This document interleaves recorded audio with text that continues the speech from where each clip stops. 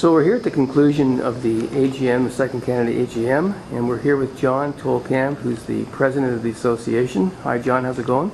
It's going very well, Benjamin. I'm glad to see the weekend wrapping up. Yeah, for sure. It's been a very busy weekend and lots of cyclists here for the weekend from many generations. So why don't you tell us your impressions of the weekend and how everything's been going?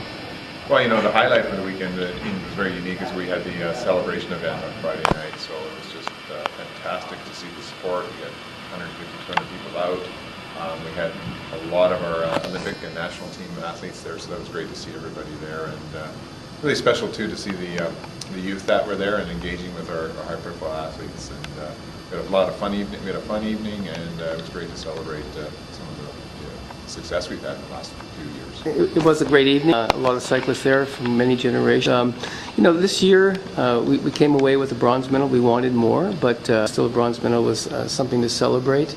It's been a tough year as well from a number of standpoints with the situation with the Lance Armstrong affair and Michael Barry. Can you talk to us a little bit about the challenges ahead in that regard for Cycling Canada? Well, you know, I think the Lance Armstrong and reading through the reports and the affidavits was an eye-opener. It was shocking, frankly, for myself to read that, and it really points out how difficult things are and what we've got to go through yet.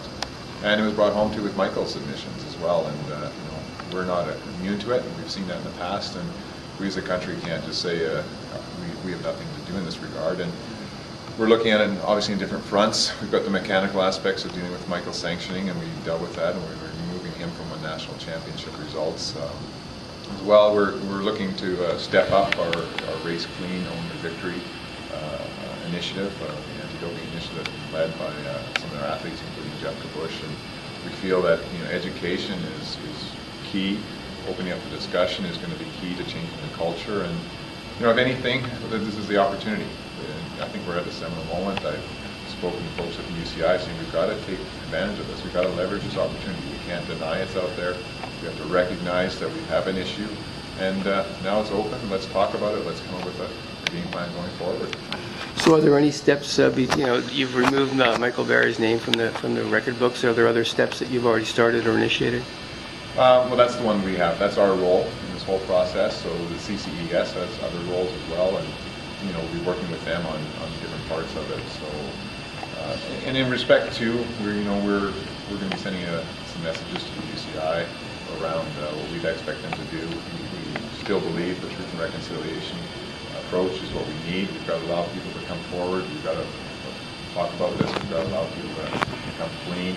And as well, we've got the UCIs to take a hard look at themselves, and we really want that independent commission to be truly independent.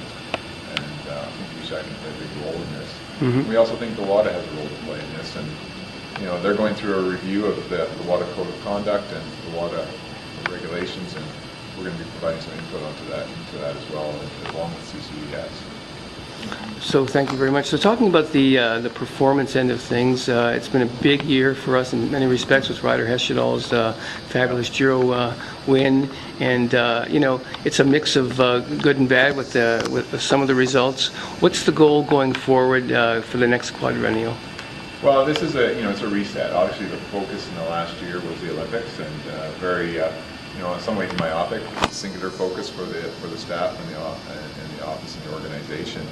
And now we're coming out of that, and we're in a reassessment. We're assessing, doing a review of what happened in London and the run-up to London, and that's quite involved. We also have to understand where the athletes are going, which ones are thinking about retiring, which ones are thinking about continuing, what their goals are, and sometimes you don't want to ask that question in the immediate months after an Olympics. Right. And that goes as well for the staff and the coaches, and we've got to see what kind of resources we have there. In terms of the program, we're not envisioning any major overhaul of the high-performance program. We're looking at tweaking it. We'll be adjusting it, and there'll be some announcements actually coming out shortly around some BMX resources. We'll be looking at how we structure things, and then we've also got to incorporate into that discussion, the Milton Velodrome. That is, we'll be announcing that facility fairly shortly, and we've got to think about how we're going to use that. Well, that's going to be integrated into the next quadrennial as well. Sure, that's a big asset to the whole formula. Yeah, I can't say enough about Milton Velodrome. It's that's going to be a game changer, and we've done some strategic planning within Cycling Canada in the last 6-9 months, and part of that was some benchmarking. And we're looking at Great Britain, and like I said before, their key moment in their kind of changing their performance and path to high-performing nation was the Commonwealth Velodrome. So when we look at that Milton Velodrome, we see that as a potential, and it'll be interesting to see where we are 12, 16, 20 years from now. Right, and a nice stepping stone. Part of the formula as well is funding, and it's tied to performance, and Cycling Canada has done very well with Sport Canada. Tell us a little bit about the funding challenges you have ahead. Well, first of all, I have to say that both Podium and Sport Canada have been great funding partners. Like I mentioned and described to the audience here today, in the last 4 years, we've gone from a $3.5 million a year organization to $5.7 million a year organization. So that's huge growth in terms of funding, and that has been predominantly come on the backs of owning the Podium. It's belief in us and the success that we can drive. The challenge is actually to get diversification and get some more discretionary funds. We heard loud and clear from the provinces and territories here today that development is lacking, and we recognize that as a board and as an organization. And for us, that's the one area that we really got to focus on and grow and find some additional funds, and we need that discretionary funds for those types of activities.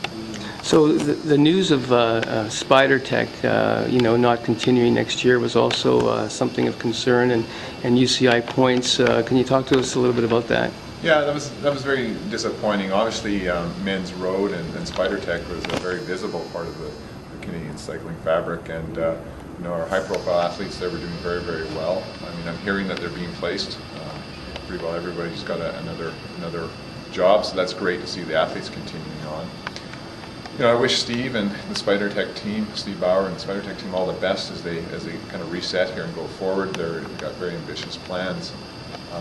The loss of points will affect that, but let's not forget that cycling in Canada is not Men's Road. It's mountain bike, it's BMX, it's track cycling, it's para, right. And Men's Road certainly takes a lot of the profile, but the other parts of the sport are very, very strong, and we're looking at to continue to be successful. And I think we'll find people step up to help support a high-performing elite Men's Road program.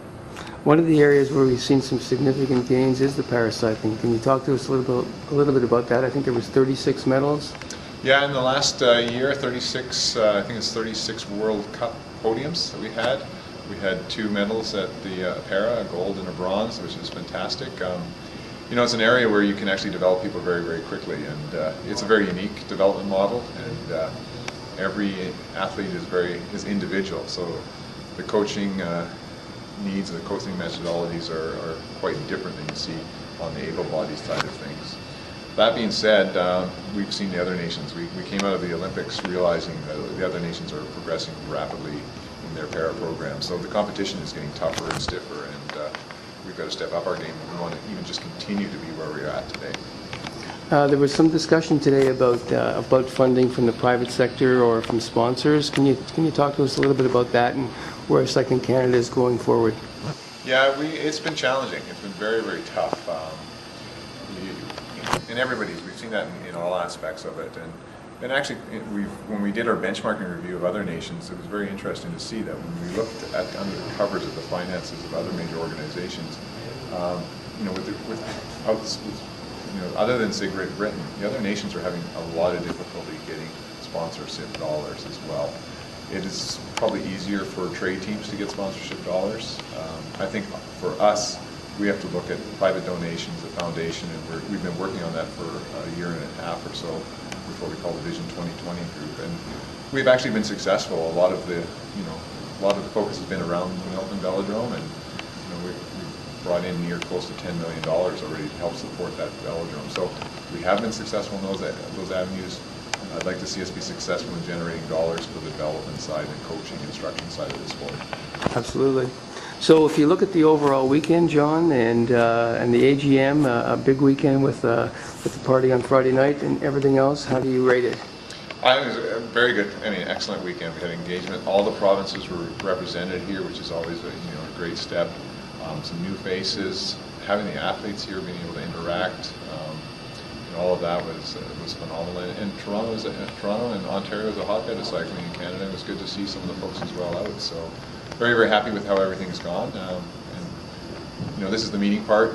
This is the mechanical part today in the AGM. Sure. Most of the work and everything else goes on outside of this weekend. I asked Greg, Mathieu, the CEO, to give it a rating out of 10. What would you give it? A rating out of 10. It's never perfect. I'd give it an 8, I guess. How's that? All right, well, he gave it a 9, so you're close together. Very good. Well, thanks for spending time with us, John. All the best the next quadrennial, next year, and thanks for your time. Thanks, Evan.